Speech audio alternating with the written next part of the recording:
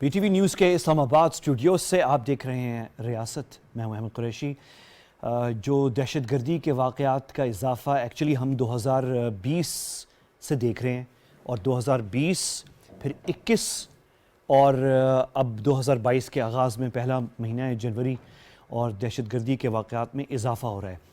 میں تو تھوڑا سا اور پیچھے جاؤں گا اور میں 2019 اور 18 کا آخر میں بھی جب چائنیز قونصلیٹ کراچی میں حملہ ہوا تھا اور پھر مئی 2019 میں ہم نے دیکھا کہ جو واحد انٹرنیشنل ہوٹل ہے گوادر میں شہر میں ادھر حملہ ہوا اور یہ مئی 2019 کی بات ہے. اور اس کے بعد ہم دیکھ رہے ہیں کہ بلوچستان اور خیبر پختونخوا کے مختلف علاقوں کے اندر جو ہے ہم نے دیکھا کہ دہشت گردی کے واقعات ہوئے ہیں. تو یہ آپ ایک طرح سے کہہ سکتے ہیں کہ 2018 کے آخر میں جب کراچی اسٹاک ایکسچینج اور جو قونصلیٹ ہے چائنیز اور اس کے بعد پھر 19 میں میجر جو ہیں وہ دو واقعات تھے. ایک مئی میں ہوا تھا, اپریل میں, پھر ایک مئی میں ہوا تھا.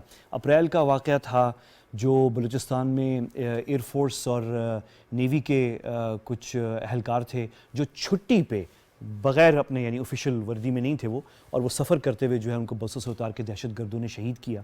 اور اس کے بعد ہم نے پھر یہ گوادر ہوٹل کا جو واقعہ تھا بہت بڑا تھا 19, اور پھر ہم 20 اور 21 میں بالخصوص جو ہیں اس میں بہت تفصیلات ہیں, میں اس میں ابھی نہیں جانا چاہ رہا کیونکہ اس میں بہت ڈیٹیلز ہیں ان واقعات کی. اور تو 20 اور 21 اور اب جنوری 2022 ہم نے دیکھا کہ اب تک تو یہ کراچی, بلوچستان اور خیبر پختونخوا, پھر دارالحکومت اسلام آباد میں ایک واقعہ ہوا جو یہاں پہ G9 میں ہوا ہے جہاں پہ ایک پولیس کے ہمارے ایک اہلکار شہید ہوئے. اور اس کے بعد پھر جو ہے لاہور کا جو واقعہ پچھلے دنوں آپ سب نے دیکھا افسوسناک واقعہ. تو یہ جو ہے ایک پوری ایک ٹرینڈ ہے. تو اب اس میں اس کے جو لاہور کا واقعہ ہوا ہے اس کے بعد میرے خیال میں تمام جو انالسٹ ہیں جو ٹیررزم واقعات کو دیکھتے ہیں وہ اس نتیجے پہ پہنچ گئے کہ ہم ایک ویو بنتی ہوئی, ایک لہر بنتی ہوئی دیکھ رہے ہیں. تو یہ آپ مناظر دیکھ رہے ہیں یہ لاہور کے واقعات کے ہیں اور پھر وہ جو یہاں پہ اسلام آباد میں جو واقعہ ہوا تھا اس کے مناظر. تو یہ اب ایک لہر کی صورت اختیار کر رہا ہے. اگلا بھی آپ دکھا دیں جو کراچی جو اسلام آباد کا ہے. یہ تو جو شہید تھے منور خان پولیس اہلکار اسلام آباد کے, ان کی میت جو ہے اس پہ وزیر داخلہ شیخ رشید صاحب اور ان کی جو تدفین کی جو رسومات تھیں آخری, تو یہ واقعہ یہاں پہ ہوا تھا. یہ منور خان اور پھر جو ان کے ساتھ دو زخمی ہوئے تھے ہمارے اہلکار, یہ ان کی تصاویر ہیں جو زخمی ہوئے تھے. تو یہ اس کے بعد اب ایک نتیجہ پہ ہم پہنچ گئے ہیں کہ ایک لہر بنتی جا رہی ہے. اب جو لیٹسٹ اسٹیٹمنٹ وزیر داخلہ شیخ رشید صاحب نے دی ہے وہ یہ ہے کہ آئندہ اگلے 2 مہینوں کے اندر شاید خدا نخواستہ ہم دہشت گردی کے واقعات میں اضافہ ممکن ہے کہ دیکھ سکتے ہیں, ممکن ہے. اور بالخصوص جو ہمارے سرحدی علاقے ہیں, مغربی سرحدی علاقے خیبر پختونخوا اور بلوچستان کے ساتھ جو ملحقہ علاقے ہیں وہاں پہ سلیپر سیل دہشت گرد تنظیموں کے ان میں پھر سے ہم دیکھ رہے ہیں کہ وہ متحرک ہوتی دکھائی دے رہی ہیں. اس پہ بات کرتے ہیں میرے ساتھ ایک بہت سینئر شخصیت جنہوں نے بہت قریب سے وہ وقت دیکھا ہے جب عروج پر تھی دہشت گردی پاکستان میں, اور وہ وقت لمحہ جب اس دہشت گردی کی کمر توڑی گئی اور اس میں واقعات میں کمی ہوئی 2015, 16, 17, 18. تو اور پھر اب 18 کے بعد بالکل لوسٹ پوائنٹ پہ پہنچ گئے تھے ہم, اور پھر 18 سے 19 اور 20 اور 21. تو یہ بھی دیکھ رہے ہیں. میرے ساتھ احسان غنی صاحب ہیں اسٹوڈیو میں جو کہ سابق نیشنل کوآرڈینیٹر ہیں نیکٹا کے, جو ہمارا مین کوآرڈینیٹنگ ادارہ جو ہے تمام ہمارے جو نیشنل ایفرٹ ہے کاؤنٹر ٹیررزم کی, اس کو یہ ادارہ دیکھ رہا تھا. احسان غنی صاحب آپ کا بہت شکریہ. مجھے پتہ ہے کہ آپ بہت شارٹ نوٹس پہ جو ہے آپ نے ہمیں جوائن کیا ہے. اچھا, تو یہ بڑی تشویشناک بات ہے. ویسے جو میں ابھی اشارہ کر رہا تھا جو شیخ رشید صاحب وزیر داخلہ صاحب کی جو اسٹیٹمنٹ ہے کہ آئندہ 2 مہینوں میں ہم اضافہ دیکھ سکتے ہیں, اور یہ کہ یہ ملحقہ جو علاقے ہیں ہمارے سرحدی اس میں سلیپر سیل پھر سے ری ایکٹیویٹ ہو رہی ہیں. یہ انہوں نے BBC کو انٹرویو دی ہے ابھی کل, تو اس میں یہ آئی تھی. تو آپ اس کو کیسے دیکھتے ہیں؟ یہ جو آپ جب تھے نیکٹا میں تو یہ بالکل نیچے آیا تھا ٹرینڈ, اور 18 کے بعد سے پھر یہ آہستہ آہستہ 18, 19, 20, 21 اور اب 22 میں ہم داخل. کیسے دیکھ رہے ہیں آپ سے؟ پہلے تو میں یہ بتا دوں کہ آپ نے اس طرح اس کو کہا کہ جب آپ نیکٹا میں تھے تو یہ کمی آئی، تو وہ میری کوئی اس میں ایفرٹ نہیں نہیں، میرا اشارہ بس آپ کی وہ ٹائمنگ سے تھا کہ جب آپ تھے بالکل ٹائمنگ وہی تھے اصل میں. اور آپ لوگوں کو کریڈٹ بھی جاتا ہے کیونکہ آپ لوگ بھی کام کر رہے تھے، ہمارا پورا اسٹیٹ، بالکل ہول آف اسٹیٹ جو کام کر رہا تھا. اگر اس کو آپ دیکھیں کہ ہم زیادہ تر جو کام کرتے ہیں اسٹیٹ ہماری ریاست جو آپ کے پروگرام کا بھی نام ہے، وہ ریاکٹیو رہے ہیں ہم. مثلاً کراچی ایئرپورٹ اٹیک ہوا تو ہم نے زربیاز لانچ کیا، زربیاز لانچ کیا تو ہم نے آپریشنز شروع کیے. اس کے ریاکشن میں اے پی ایس ہوا، اے پی ایس کے ریاکشن میں پھر نیشنل ایکشن پلان آیا، اور زربیاز کو ہم نے بہت اچھے طریقے سے، پھر جتنی بھی لا انفورسمنٹ ایجنسیز تھی انہوں نے بہت کام کیا. اور 2015 پھر 16 17 میں بہت کام ہوا. اور 17 میں ہم اس طرف جانے لگے کہ اب ہم نے، جس طرح آپ نے کہا وہ کمر توڑ دی، وہ پرووربیل ایک بات ہم کرتے ہیں، اس کا فائدہ تو یہ ہوتا ہے کہ ہم ایکنالج کرتے ہیں اور دنیا بھی ایکنالج کرتی ہے. اس کا ایک نقصان یہ ہوتا ہے کہ جو مشن اکمپلشڈ کا ہم نعرہ لگا دیتے ہیں وہ پریمیچیور ہوتا ہے. وہ پریمیچیور اس طرح سے ہوتا ہے کہ ابھی دیکھیں جو دہشت گردی ہے میں اس کو 2 حصوں میں تقسیم کرتا ہوں. ایک تو ہے آپ کا جو لا انفورسمنٹ ملٹری کے جو ایکشنز ہوتے ہیں، جن کو بعض لوگ کائنیٹک میجرز کہتے ہیں، بعض لوگ آپریشنز کہتے ہیں. میں اس کو ایک قسم سے ٹیکٹیکل کاؤنٹر ٹیررزم سے کہ اس لیول پہ. اس کے ساتھ ساتھ ایک بہت اہم چیز جو ہے وہ ہے انتہا پسندی کو کنٹرول کرنا. اس کی طرف ہم بالکل توجہ نہیں دیتے. اور جب ہم مشن اکمپلش کا نعرہ لگا دیتے ہیں تو اس کا نقصان لا انفورسمنٹ ایجنسیز میں ایک طرح سے کمپلیسنسی آ جاتی ہے کہ ہم نے تو قابو کر لیا ہے، تو اب ڈائریکشن انٹیلیجنس ایجنسیز کا بھی اور لا انفورسمنٹ کا بھی ایک طرف ہٹ جاتا ہے. اچھا، جو ہمارے جو انتہا پسند دہشت گرد لوگ ہیں وہ اسی کا انتظار کرتے رہتے ہیں کہ کب یہ اپنے گارڈز لوور کرتے ہیں اور ہمیں موقع مل جاتا ہے حملے کا. پھر جو ہمارے ہاں پاکستان میں جو انتہا پسندی اور دہشت گردی ہے، کچھ تو اس کی انٹرنل ریزنز ہیں، لیکن بہت سے اس کے ریجنل اور گلوبل ریزنز ہیں. مثلا اگر آپ دیکھتے ہیں تو کولڈ وار کے اثرات، پھر افغان وار کے اثرات، پھر یہ گلوبل وار اگینسٹ ٹیررزم کے، یہ ہمیں اس کا اثر آتا ہے. جب افغانستان میں جو بھی ہوتا ہے اس کا یہاں پہ ضرور اسپل اوور کہہ لیں یا اس کا ریاکشن آتا ہے.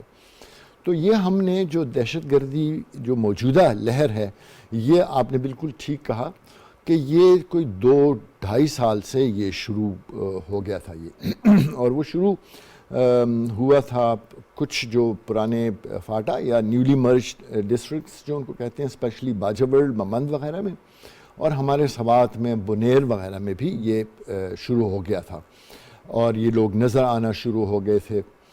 پھر جو 2-3 آپ نے پرومیننٹ جو اٹیکس ہوئے جس میں نقصان بھی ہوا وہ آپ نے گنوائے.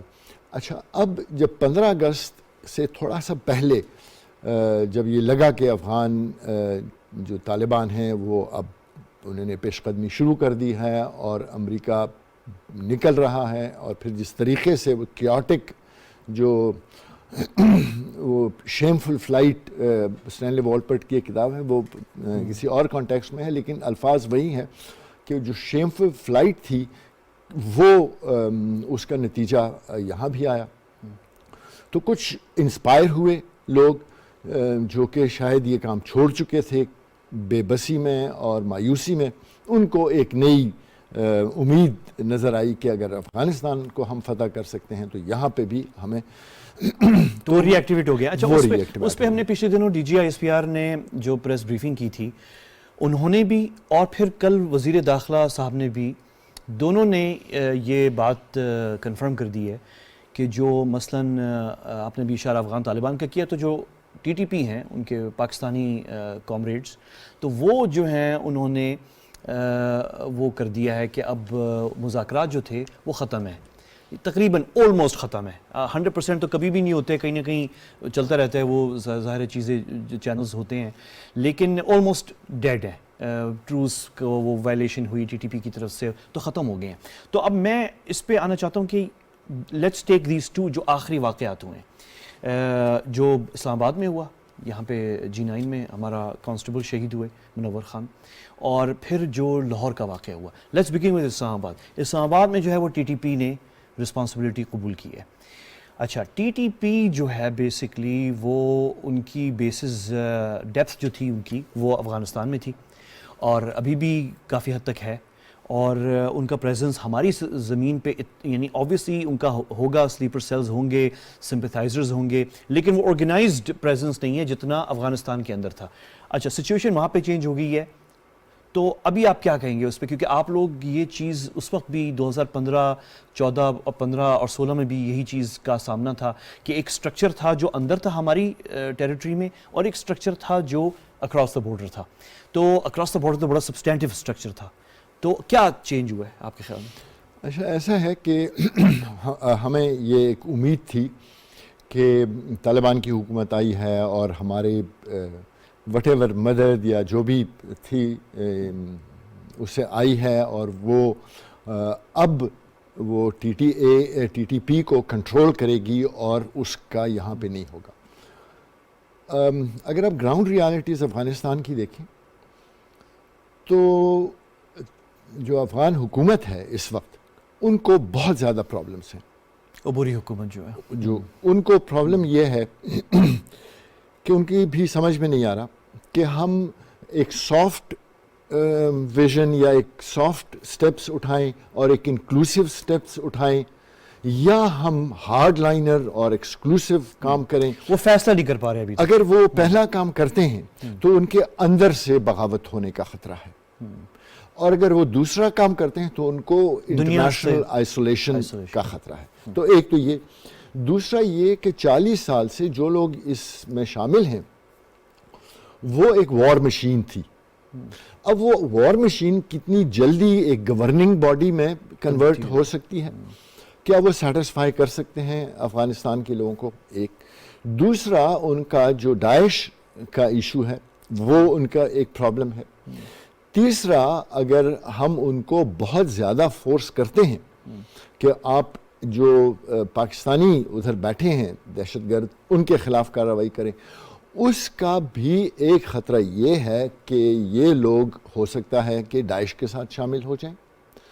دوسرا ایک میں بات کرتا ہوں, بعض لوگ مانتے ہیں بعض نہیں مانتے, جس طرح سے ہم پاکستانی ہم سمجھتے ہیں کہ افغانستان ہمارا اسٹریٹجک ڈیپتھ ہے, تو اسی طرح افغان طالبان پاکستانی طالبان کو اپنا اسٹریٹجک ڈیپتھ سمجھتے ہیں کہ سخت وقت جب ان پہ آیا تو وہ ادھر ہی آئے تھے اور انہی لوگوں نے ان کو پناہ دی تھی اور سارا ادھر ہی سے چل رہا تھا. اب ان کے لیے ان سے یہ ایکسپیکٹ کرنا کہ وہ ان کو فوری طور پہ نہیں ہوگا. ہو سکتا ہے کہ کچھ عرصے بعد جب اگر وہ مضبوط ہوتے ہیں اور وہ ہماری تب بھی بات مانتے ہیں تو پھر تو ہو سکتا ہے. لیکن ایک اور بہت اہم بات اس میں یہ ہے کہ افغان طالبان اور پاکستان کا جو ایکویشن ہے وہ جس طرح کہتے ہیں نا میرج آف انکنوینئنس ہے, اور افغان طالبان ہم ان کی مجبوری ہیں, وہ ہماری مجبوری ہے. ہم ہو سکتا ہے, لیکن پرابلم یہ ہے کہ وہ ہماری صرف وہ بات مانتے ہیں جہاں پہ ان کا اسٹریٹجک اور آئیڈیالوجیکل کنورجنس ہو اور ان کا فائدہ ہو, وہ بات مانتے ہیں. جہاں نہیں ہوتا وہ بات ہماری نہیں مانتے. تو بیسکلی احسان غنی صاحب, ہمیں جو جیسے کہ وزیر داخلہ صاحب نے کہا کل کہ آئندہ 2 مہینے اضافہ ہو سکتا ہے, جس میں ایک حصہ ظاہر ہے یہ والا ہے TTP والا ایشو ہے, فیکٹر ہے اس میں, تو ہم پھر یہ کہہ سکتے ہیں کہ جب تک یہ کابل کے اندر افغان طالبان فیصلہ نہیں کرتے کہ وہ سافٹ جا رہے ہیں, ہارڈ جا رہے ہیں, اور اگر سافٹ جاتے ہیں تو وہ اندر سے جو بغاوت ہو سکتی ہے, اور اس میں پھر یہ جو شدت پسند جو ایکسٹریمسٹ ایلیمنٹس ہیں افغان طالبان میں بھی اور پھر جو پاکستانی طالبان کے بھی جو کہیں یہ ISIS سے نہ مل جائیں, اور ملیں گے کچھ لوگ جا کے 100%, اور کچھ مل بھی گئے ہیں, تو وہ پھر کارروائیاں کریں گے ادھر بھی اور ادھر بھی, تو اس کا ابھی ہمیں ہینڈل کرنا پڑے گا, یہ مینیج کرنا پڑے گا. تو ایک تو یہ ہے. دوسرا جو ہے آپ آتے ہیں یہ جو لاہور میں ہوا ہے, تو لاہور میں جو ہوا ہے اس کی ذمہ داری جو قبول کی ہے وہ ان تنظیموں نے کی ہے جو بلوچستان کے نام سے کرتی ہیں, اور وہ کہتی ہیں کہ وہ بلوچستان کو ریپرزینٹ کر رہے ہیں. تو اچھا, ہم تو نہیں کہتے کہ وہ بلوچستان کو ریپرزینٹ کر رہے ہیں, لیکن ان کا نیریٹو یہ ہے کہ ہم بلوچستان کو ریپرزینٹ کر رہے ہیں, تو وہ یہ کام کر رہے ہیں. اچھا, یہ گروپس جو ہیں ان کی بھی گروپس کی جو ہے پریزنس جو پلی بڑی ایک طرح سے, یہ وہ بھی مینلی افغان سرزمین میں پلی بڑی تھی مینلی. اور پھر ہم نے دیکھا کہ جب وہ بہت زیادہ اسٹیبلش ہو گئیں تو ظاہر ہے ان کے لیے پھر ایک تو یہ جو بارڈر ایریا ہے پاکستان, افغانستان, ایران اور پاکستان, یہ بڑا فلوئڈ ایریا ہے اور اس میں سب گھومتے پھرتے رہتے ہیں, اور یہ پرانی باتیں ہیں ساری. تو یہ جو ہیں جب اسٹیبلش ہو گئی افغانستان میں, تو یہ ایران بھی سرزمین استعمال کرنے لگی, پاکستان کے اندر بھی کچھ یہ ہمارے فاٹا کے ایریا سے جو ٹرائبل ایریاز ہیں, اور کچھ ایران کے ذریعے جو ہمارے بلوچستان کے ایریاز ہیں. تو اب یہ گروپس جو ہیں ان کی بیس افغانستان میں تھی, ابھی بھی کچھ وہاں پہ موجود ہوں گے, لیکن جو 15 اگست کے بعد جو ہے ان کے لیے وہاں پہ رہنا تھوڑا سا مشکل ہو گیا ہے. اب ان کو کیسے دیکھ رہے ہیں؟ اگر آپ پچھلے چند سالوں سے ان کو بھی دیکھیں تو پہلے ان کے وہ سافٹ ٹارگٹس کو ہٹ کرتے تھے, جو دوسرے علاقوں کے لوگ ہیں, ٹیچرز ہیں, پروفیسرز ہیں, ڈاکٹرز ہیں, ان کو ہٹ, لیبر گروپ کو ان کو ہٹ کرتے تھے. چند سالوں میں ان کی رینج بڑھ گئی ہے. وہ کراچی میں بھی انہوں نے اٹیکس کیے, اسٹاک ایکسچینج, ٹھیک ہے, کانسلیٹ, ٹھیک, اچھا, سی پیک کے جو وہ ہیں ان کو ہارم کرنے کی, ایئر فورس اور نیوی کے اہلکار, ٹھیک ہے. اچھا, اگر آپ دیکھیں تو اسٹاک ایکسچینج کا جو اٹیک تھا نا, اس کا بھی چائنیز کے ساتھ لنک ہے, ٹھیک. اچھا, تو وہ بجائے اس کے کہ وہ بلوچستان کے کچھ علاقوں میں وہ آپریٹ کرتے تھے, اب ان کی پہنچ بڑھ گئی, اور یہ اکیلے نہیں ہو سکتا, اس کے لیے باقی جو ہمارے ریجنل اور گلوبل جو ایڈورسریز ہیں انہوں نے ضرور وہاں پہ کیا ہوگا اور کرتے رہتے ہیں. اب ان کو ہم نے ایک طرف تو ہمیں یہ خطرہ ہے جو TTP کا ہے, ایک طرف ہمیں خطرہ ہے ان گروپس کا جو بغاوت کی طرف. تو یہ ایک ملٹیپل تو یہ جو افغانستان, ایران اور پاکستان کے جو یہ بارڈر ایریاز ہیں, ان کا اس کا یہ جو موومنٹ اب ہو رہی ہے, کیونکہ یہ جو گروپس ابھی جو لاہور کا اٹیک ہوا ہے ان گروپس کا, یہ گروپس تو مینلی موسٹلی جنوبی افغانستان میں تھے, اور کچھ یہ چابہار کا جو ایریا ہے بلوچستان کا, جو ایرانی بلوچستان ہے, کچھ اس طرف تھے, اور کچھ ہماری طرف تھے آبویسلی, ہمارے ایریاز کے اندر, بلوچستان کے اندر جو ایریاز ہیں. تو اب یہ ان کی جو موومنٹ ہے, یہ والا ایشو جو ہے, اس کی ہم ایک انالوجی بناتے ہیں. اب حکومت کس طرح سے کام کرتی ہے. حکومت کے یہ پرائم منسٹر ہوتے ہیں, پھر کیبنٹ ہوتی ہے, پھر پروونسز میں حکومت, پھر ڈپارٹمنٹس ہوتے ہیں, منسٹریز ہوتی ہیں. اچھا, آپ یہ دیکھتے ہوں گے کہ بعض منسٹریز میں یا صوبوں میں انٹرنل اختلافات ہوتے ہیں. وہ رائیولری بھی ہو سکتی ہے, وہ کمپٹیشن ہیلدی بھی ہو سکتی ہے, اور وہ انہیلدی بھی ہو سکتی ہے. اسی طرح اگر آپ یہ دیکھیں کہ جو ہماری لا انفورسمنٹ ایجنسیز ہیں ان کے اندر بھی اختلافات ہوتے ہیں, لیکن جب جو نیشنل ایک کاز ہوتا ہے اس کے لیے پھر سب اکٹھے ہوتے ہیں. اگر آپ یہ جو دہشت گرد تنظیمیں ہیں ان کو آپ دیکھیں تو ان کا ایک پرابلم تو یہ ہے کہ ایک مونولیتھک نہیں ہے, ڈیفرنٹ سیلز ہیں اس میں, گروپس ہیں. اچھا, ان گروپس کے آپس میں اختلافات بھی ہوتے ہیں, لیکن جب حکومت کے خلاف وہ لڑتے ہیں تو وہ ایک دوسرے کو سپورٹ پرووائڈ کرتے ہیں, سینکچوریز بھی دیتے ہیں ان کو, فیسیلیٹیشن وغیرہ کرتے ہیں. تو یہ یہاں پہ جو لوگ آپریٹ کر رہے ہیں, اور یہ تھوڑا سا ایک جو آپ بار بار جس پوائنٹ کی طرف اشارہ کر رہے ہیں اور کہہ نہیں رہے, لا لیس ایک وہاں پہ ایریا سا بن گیا ہے. اب یہ تو ٹرائنگل, تاریخی ٹرائنگل ہے, ٹھیک ہے. یہ تو اب اگر اس پہ آپ کوئی آپریشن کرتے ہیں تو وہ جس طرح بلون افیکٹ ہوتا ہے, یہاں سے آپ دباتے ہیں تو ادھر چلے جاتے ہیں, ٹھیک ہے, ادھر دباتے ہیں تو ادھر آ جاتے ہیں. تو میں نے جو شروع میں ایک بات کی تھی وہ یہ تھی کہ ہم نے ٹیکٹیکل کاموں پہ تو توجہ دے رہے ہیں لیکن جو اسٹریٹجک کام ہیں ان پہ ہم توجہ نہیں دے رہے ہیں، اور ہمارے جو ایکسٹریمزم یعنی انتہا پسندی ہے یا عدم برداشت ہے یا ایکسکلوسیوٹی ہے اس کو ہم نہیں ایڈریس کر رہے ہیں۔ ایسا ہی ہے، ہمیں اس نیشنل سیکیورٹی پالیسی جو ابھی آپ کی آئی ہے وہ بہت ویگ ہے لیکن اس میں کچھ چیزوں کو ایڈریس کرنے کی کوشش کی گئی ہے۔ اب صرف وہ کاغذ پہ رہتی ہے یا اس کی امپلیمنٹیشن بھی ہوتی ہے؟ تو اگر ہم شارٹ ٹرم کے ساتھ ساتھ لانگ ٹرم، مثلا نیشنل ایکشن پلان آیا تھا کسی زمانے میں، اس میں ایک پوائنٹ تھا بلوچستان ریکانسیلیشن، ٹھیک ہے، کہ جو بلوچستان کے کور ایشوز ہیں ان کو آئیڈینٹیفائی کریں، کیونکہ یہ گروپس جو ہیں بیسیکلی ایکسپلائٹ کرتے ہیں یہ فالٹ لائنز جو ایشوز ہیں، انلیس کہ آپ ان کو ختم کریں پھر آپ دوسری چیزوں پہ جا سکتے ہیں، پھر میں آپ جا کے کابل پہ بات کر سکتے ہیں، پھر آپ ایرانی حکومت سے بات کر سکتے ہیں، پھر آپ کے یہ ریلیشن شپس جو ہیں کام آتے ہیں، لیکن اصل ایشو جو ہے وہ فالٹ لائنز ان کو ہم ایڈریس نہیں کر رہے ہیں۔ ہم کیا کرتے ہیں، ہم پوائنٹ فنگرز وداؤٹ ریئلائزنگ کہ جو ہماری جو فالٹ لائنز ہیں جن کو باقی لوگ ایکسپلائٹ کرتے ہیں ان کو ایکسپلائٹ کرتے ہیں، اگر وہ انڈیا ایکسپلائٹ کر رہا ہے، وہ افغانستان ایکسپلائٹ کر رہا ہے، یا وہ دنیا کے کوئی بھی جہاں پہ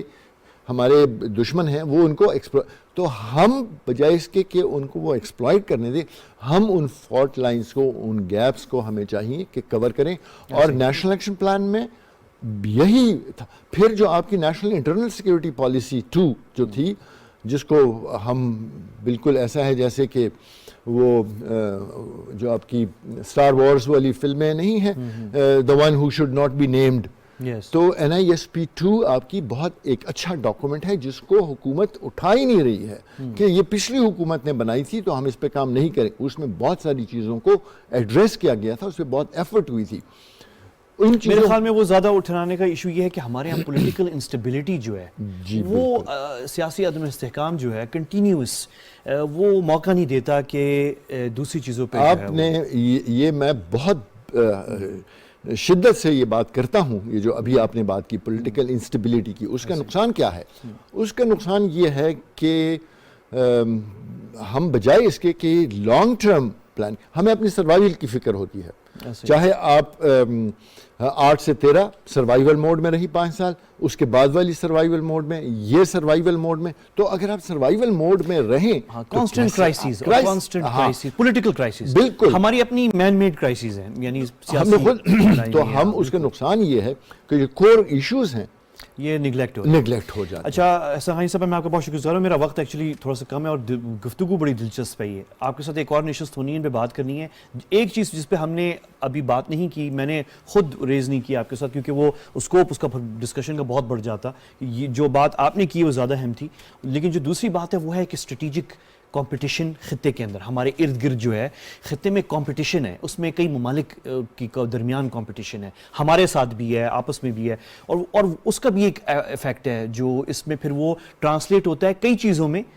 ان میں سے ایک چیز جو ہے وہ دہشت گردی ہے، ایکچولی یہ جو ہے پھر اس میں وہ پراکسی وارفیئر آتی ہے اور اس میں بہت کچھ آتا ہے۔ آپ اس پہ اسمائل کر رہے ہیں، مجھے پتا ہے کیونکہ وہ ٹاپک بہت بڑا ہے، وہ تو ابھی اس میں ہم ابھی نہیں جاتے، لیکن اس پہ ہم نے بات کرنی ہے آگے چل کے، کیونکہ ایکچولی اویئرنیس کریٹ کرنا بھی ایک بہت اہم ہے، لیکن اس میں پھر فارن پالیسی بھی آ جاتی ہے، اس میں کافی سینسٹیو باتیں آ جاتی ہیں، اور ساری باتیں ایک وقت پہ بیٹھ کے نہیں ہو سکتی، لیکن ہم آہستہ آہستہ اور طریقے سے جو ہے ان باتوں پہ کریں گے آگے چل کے۔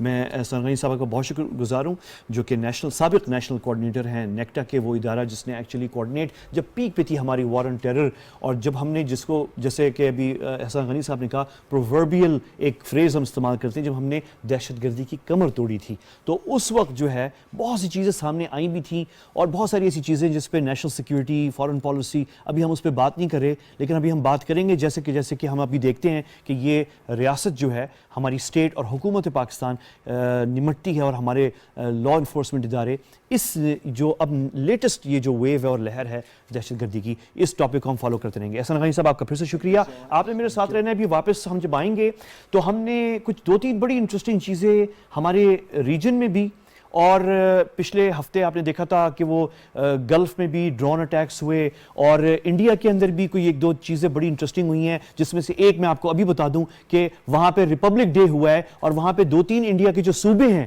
ان کا نام و نشانی مٹا دیا گیا اور اس پہ بڑی کرائسس ادھر بھی ہو رہی ہے، کچھ افغانستان کی بھی باتیں ہیں. تو ہم ذرا اس پورے گلف سے لے کے افغانستان اور انڈیا پہ نظر ڈالنے جا رہے ہیں، لیکن یہ وقفے کے بعد ہوگا. آپ نے میرے ساتھ رہنا ہے، ملتے ہیں اس بریک کے بعد. بہت شکریہ.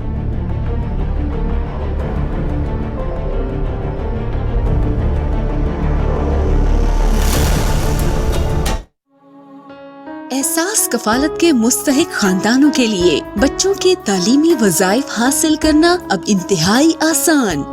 احساس تعلیمی وظائف موبائل ایپ کا اجرا. آج ہی گوگل پلے اسٹور سے تعلیمی وظائف موبائل ایپ ڈاؤن لوڈ کریں.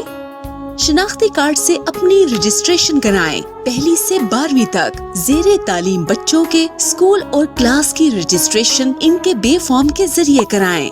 بچیوں کی تعلیم پر وظیفے کی رقم بچوں سے زیادہ. احساس، حکومت پاکستان. 10 لاکھ روپے جیتنا چاہتے ہیں نا، تو پھر شاپنگ کریں صرف FBR POS رجسٹرڈ ریٹیلر سے، کیونکہ FBR لایا ہے آپ کا جمع شدہ ٹیکس.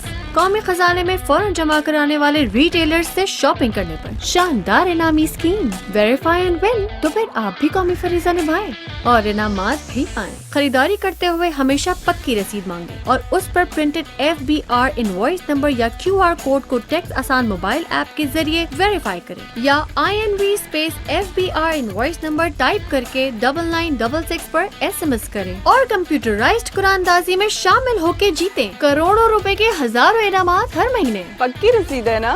جی ہاں، ویریفائی کر لیں. پکی رسید مانگو، تصدیق کرو، انعام جیتو. رجسٹرڈ ریٹیلرز کی فہرست FBR کی ویب سائٹ اور ٹیکس آسان موبائل ایپ پر دستیاب ہے. FBR.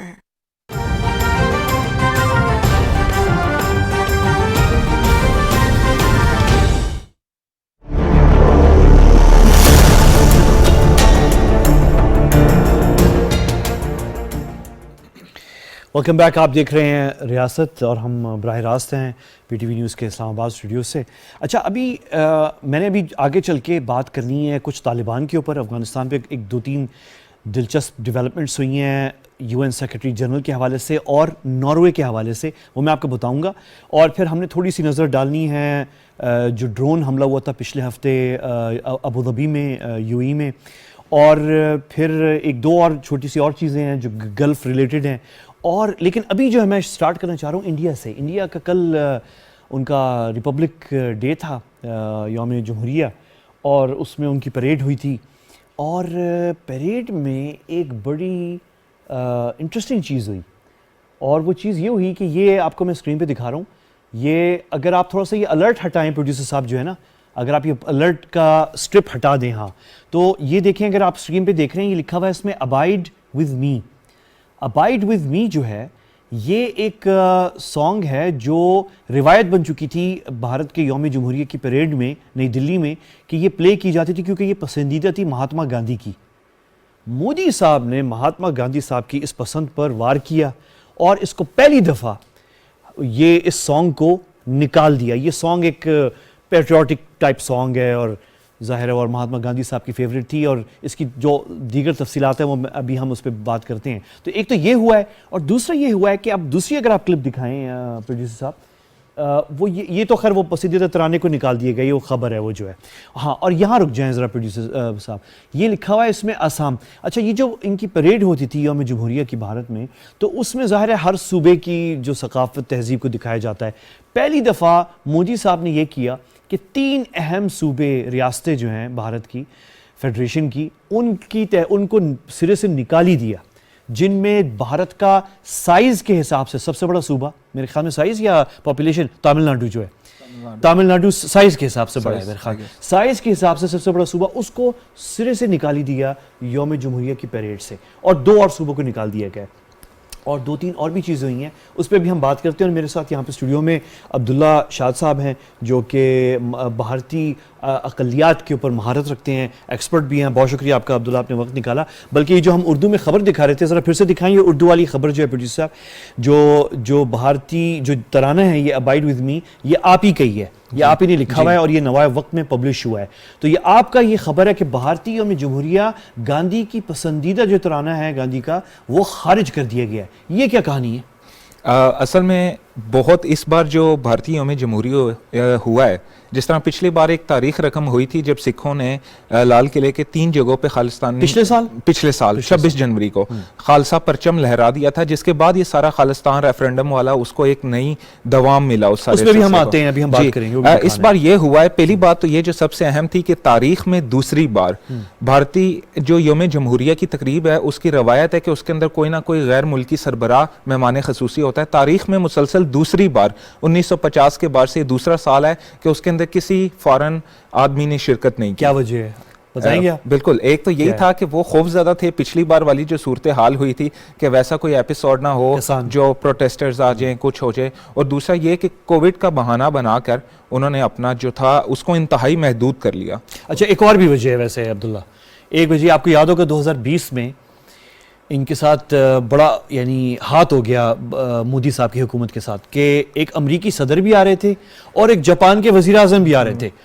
2 امریکی صدر کو انہوں نے پہلی دفعہ ہوا ہے کہ نئی دلی میں ریسیو کرنے کے بجائے ان کو دوسرے دور دراز کا کس شہر میں چلے گئے تھے, جنوبی انڈیا میں میرے خیال میں بنگلور جو ہے, بنگلور میں ریسیو کیا صدر ٹرمپ کو, جو کہ بڑی امبیرسمنٹ تھی. جب وہ ویلکم اور جاپانیز اور وزیر اعظم جو ہے وہ تو سرے سے بھاگ گئے, انہوں نے کینسل کر دیا. اس بار بھی 5 جو سینٹرل ایشین ممالک ہیں انہیں دعوت نامے دیے گئے تھے, ازبکستان, ترکمانستان, کرغیزستان, کرغزستان اور ترکمانستان. ان 5 سٹیٹس کو دعوت نامے جاری کیے گئے تھے, لیکن ان میں سے کوئی بھی شامل نہیں ہوا. ایک تو یہ ہوئی, اور دوسرا جو آپ نے کہا ہے گاندھی جی والی, وہ انتہائی اہم پیش رفت ہے, کیونکہ 72 سال بعد یہ ابائڈ ود می نامی ترانے کو یوم جمہوریہ کی جو بیٹنگ ریٹریٹ 29 جنوری کو جو اس کی اختتامی تقریب ہوتی ہے, 26 جنوری کو یوم جمہوریہ منایا جاتا ہے. اس کی تقریبات 3 روز تک جاری رہتی ہیں. 29 جنوری کو اس کی آخری تقریب ہوتی ہے, کیونکہ 30 جنوری کو مہاتما گاندھی کی جینتی منائی جاتی ہے, اینیورسری.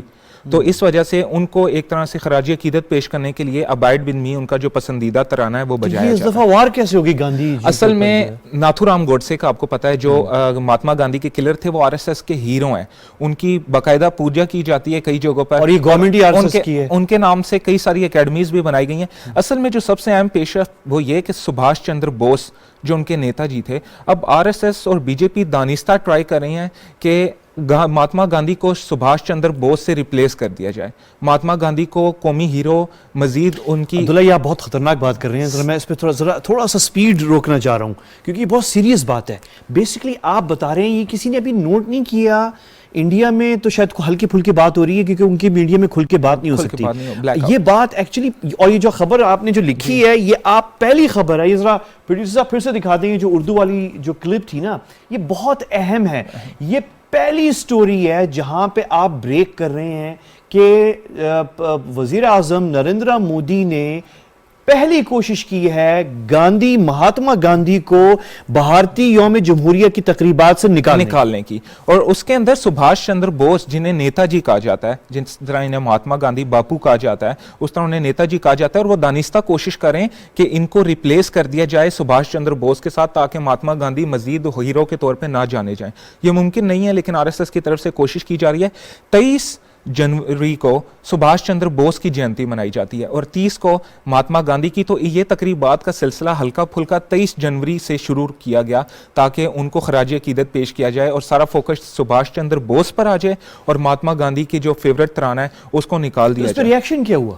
انتہائی سخت ریاکشن سامنے آیا. اصل میں اس کی کوشش پچھلے سال بھی کی گئی تھی, لیکن کو نکال دیا گیا تھا, لیکن اتنا سخت رد عمل آیا کہ اس کو لسٹ میں دوبارہ شامل کیا گیا تھا. لیکن اس بار انہوں نے اپنی تمام کشتیاں جلائیں اور انہوں نے کہا ہے کہ ہمارا ایجنڈا یہ ہے, ہمارے مینیفیسٹو کا حصہ, یعنی ایک طرح سے ناتھو رام گوڈسے ہمارا لیڈر ہے, تو ہم مہاتما گاندھی کو سائیڈ لائن کر کے رہیں گے. یہ اہم پیش رفت تھی. دوسرا جو آپ نے کہا تھا کہ جو ان کے فلوٹس تھے, جس طرح یہ ٹی وی کے اوپر دکھایا گیا, یہ ایک سے پھر دکھا دیں پروڈیوسر صاحب, وہ جو آسام اور وہ جو پریڈ کی کلچرل جو فلوٹس ہوتے ہیں. ہاں جی, اس کے اندر سے مغربی بنگال, ویسٹ بنگال, کیرالا اور تامل ناڈو, ان دونوں کے فلوٹس کو نکال دیا گیا ہے اور کیرالا کے ساتھ یہ مسلسل تیسری بار ہوا ہے. تیسرے سال اس کے فلوٹ کو خارج کیا گیا ہے, ان کے جو پرپوزلز تھے انہیں ریجیکٹ کیا گیا کیرالا کے. اور اس کی جو انتہائی اہم میں آپ کو بات بتاؤں, کیرالا اصل میں جو صوبے نا یہ پرپوز کرتے ہیں کہ ہم کس پرسنالٹی اور کس اپنے کلچرل اسپیسیفکلی کس بات کو اجاگر کریں گے. ان کے ایک ہیرو تھے سوشل ریفارمر شری نارائن گرو, جو اینٹی کاسٹ سسٹم تھے, یعنی اینٹی کاسٹ ریفارمر تھے. وہ کہتے تھے کہ کاسٹ سسٹم نہیں ہونا چاہیے. بی جے پی نے صرف اس وجہ سے اسے ریجیکٹ کیا یہ سہارا لے کے کہ ان سوشل ریفارمر کو آپ گلوریفائی نہیں کر سکتے, جس کے اوپر کیرالا کے اندر بہت زیادہ انریسٹ ہے. ان کے جو وزیر اعلیٰ ہیں اور ان کے جو وزیر ہیں وہ ٹویٹس کریں کہ you owe an explanation to the people of Kerala کہ آپ نے ہمارے سوشل ریفارمر کو, ہمارے ہیرو کو ریپبلک ڈے سے کیوں نکالا ہے. کیونکہ اس کی جگہ وہ کہہ رہے ہیں کہ جو کوئی اور ایسا پرسنالٹی کو آپ پک کریں جو کاسٹ سسٹم کے خلاف کاسٹ سسٹم کے خلاف. اور کیونکہ مودی جی اور آر ایس ایس اور بی جے پی جو ہیں وہ تو کاسٹ سسٹم اور جو ٹریڈیشنل وہ ہیں ان کی تہذیب جو ہے اس کے بڑے حامی ہیں. تو اچھا یہ ویسے ناظرین کو بتا دیں کہ کیرالا جو ہے, ہم اس صوبے کی جن کو نہیں پتا, کیرالا جو ہے وہ ایکسٹریم ساؤتھ کا جو صوبہ ہے انڈین اوشن پہ, جو کہ انتہائی پڑھا لکھا بھی ہے, سب سے زیادہ لٹریسی ریٹ, اور وہ کہتے ہیں کہ ہم پڑھے لکھے سب سے زیادہ بھارت کے اندر ہم ہیں کیرالا, لیکن حکومت انڈیا کے اوپر کون کر رہا ہے, جو ہندی بیلٹ ہے, نئی دلی اور یو پی جو ہے, اور جہاں پہ شدت پسندی بھی ہے, تعلیم بھی کم ہے, اور آپ لوگ حکمراں بنے میں. صرف 12 صوبوں کو فلوٹس دکھانے کی اجازت دی گئی ہے. اچھا, صرف 12 صوبوں کو.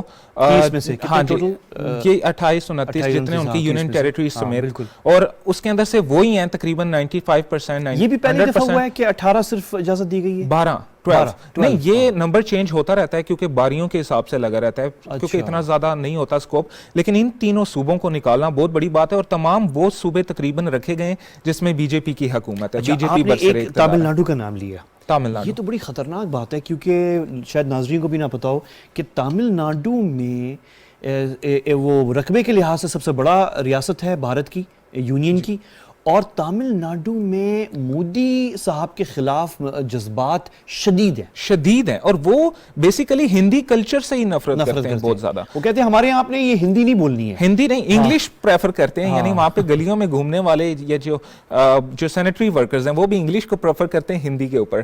اور اس کے ساتھ ساتھ یہ کہ تامل ناڈو کی سرکار نے مودی کو خط لکھا ہے, اور انہوں نے کہا ہے کہ یہ جو امتیازی سلوک ہوا ہے اس کو یاد رکھا جائے گا, اور آپ ایکسپلینیشن دیں کہ آپ نے ہمارے ساتھ اس طرح کیوں کیا. اچھا, نریندر مودی نے بدلہ لیا یہاں پہ عبداللہ, بالکل بدلہ لیا. بدلہ اس چیز کے لیے کہ ان کو 2015 میں نریندر مودی کو تقریب کرنے, خطاب کرنے جا رہے تھے, اسپیچ, اور ان کو ہندی میں بولنے نہیں دیا گیا تھا. انہوں نے کہا تھا کہ آپ نہیں کریں گے, اور دوسرا ان کا جو پہلو ہے وہ کمزور ہے, تو اس وجہ سے وہ انتہائی بدمزگی کا شکار ہوا تھا وہ ایونٹ.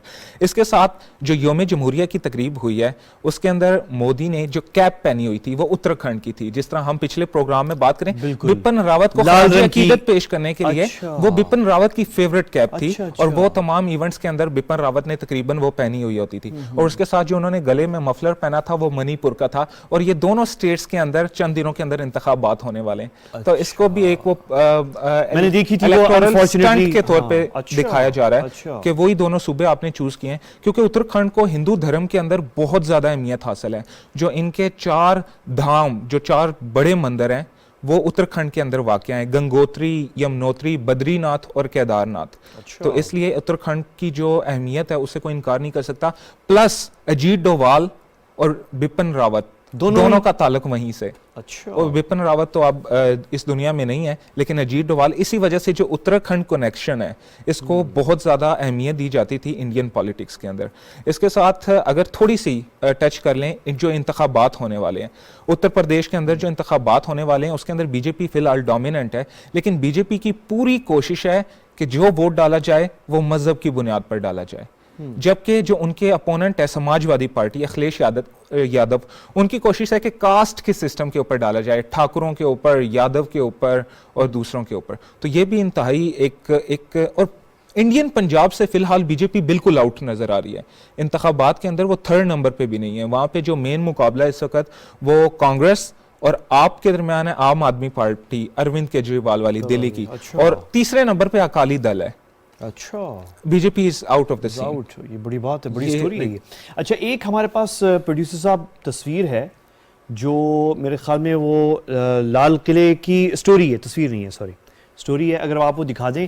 اچھا یہ ہاں یہ آپ نے ایک مضمون لکھا ہے ایکچولی, اور یہ مضمون نوائے وقت میں پبلش ہوا ہے, ایسے ہی ہے اردو میں پبلش ہوا ہے یہ. اچھا یہ ہے بھارتی حکومت لال قلعے کی, یہ اچھا یہ تو پچھلے سال والا واقعہ ہے. ہاں پچھلے سال کے, کہ یہ اصل میں اسی دن پبلش ہوا ہے, تو اس دن کی تو ڈیولپمنٹس ابھی دیکھنی تھی کہ کیا ہوتا ہے, لیکن خوف زدہ وہ ابھی تک جو, یعنی مودی نے اپنی سپیچ کے دوران بھی کہتے ہیں کہ جو ہندوستان کا عالمی سطح پر جو امیج ہے وہ خراب کرنے کی کوشش کی جا رہی ہے, یہ وہ ہر طرح سے خالصتان ریفرینڈم, اور دوسری طرف جو پچھلے سال واقعہ ہوا تھا, پچھلے سال والا واقعہ انتہائی امپورٹنٹ تھا. یہ جو تصویر جو مضمون آپ نے تصویر بھی ہے اس میں, میں آپ کو اس کی تھوڑا سا بتا دوں کہ سکھوں نے چڑھائی کر دی تھی لال قلعے کے اوپر اسی دن 26 جنوری کو, وہاں پہ ان کی جھڑپ ہوئی تھی خالصتان کے جھنڈا انڈین سیکیورٹی فورسز کے ساتھ, اور وہ ایک جو نوجوان تھے وہ لٹرلی انہوں نے کلائم کیا ان پولز کو, اور وہاں پہ انڈیا کے پرچم بھی اتارے اور اس کی جگہ اپنا خالصہ پرچم لہرا دیا, اور ان کے جو انڈیا کے پرچم تھے, جو ترنگے, انہیں روڈ کے اوپر پھینکے, ان کے اوپر ٹریکٹر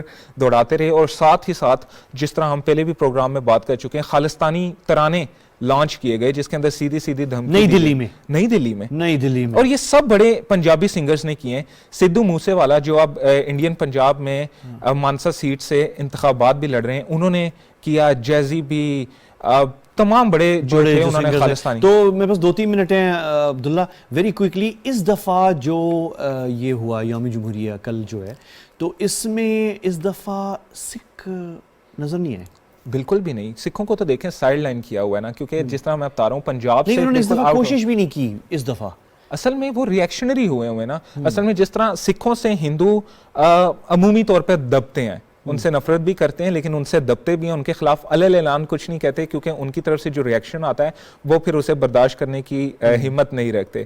اس وجہ سے اس کے ساتھ ایک نئی میں آپ کو بتاتا ہوں, پچھلے دنوں میری ایک نظر سے ایک رپورٹ گزری جس کے مطابق انڈین کانسٹیٹیوشن کے اندر بھگوان رام اور دوسرے بھگوان شیو کی تصویر لگی ہوئی ہے, لیکن کسی مسلم پرسنالٹی کی یا خاص سکھ پرسنالٹی کی کوئی تصویر نہیں ہے, اور اسٹل دے کلیم کہ جو ان کا آئین ہے وہ سیکولر ہے. ایسے ہی ہے وہ تو. خیر ابھی مودی صاحب نے بالکل ہی تبدیل کر دیا ہے. عبداللہ شاد صاحب, آپ کا آپ نے بڑی زبردست شارٹ ٹائم میں جو ہے ایک زبردست اوور ویو دیا ہے.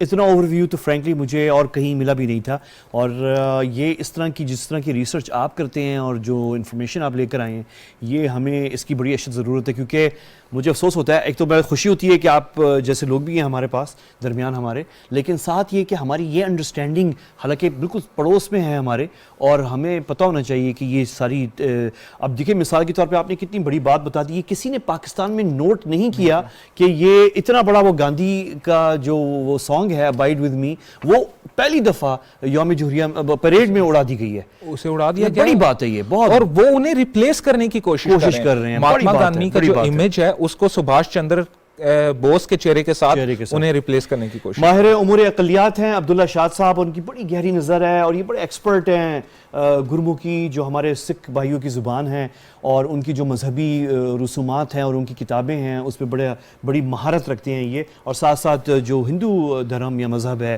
اس پہ بھی آپ کی بڑی نظر ہے عبداللہ شاد صاحب, اور نوائے وقت میں جو ہے ان کے کالم چھپتے ہیں اور وہاں لکھتے بھی ہیں. آپ سے پھر نشست ہوگی عبداللہ, میں بڑا شکر گزار ہوں کہ یو کیم.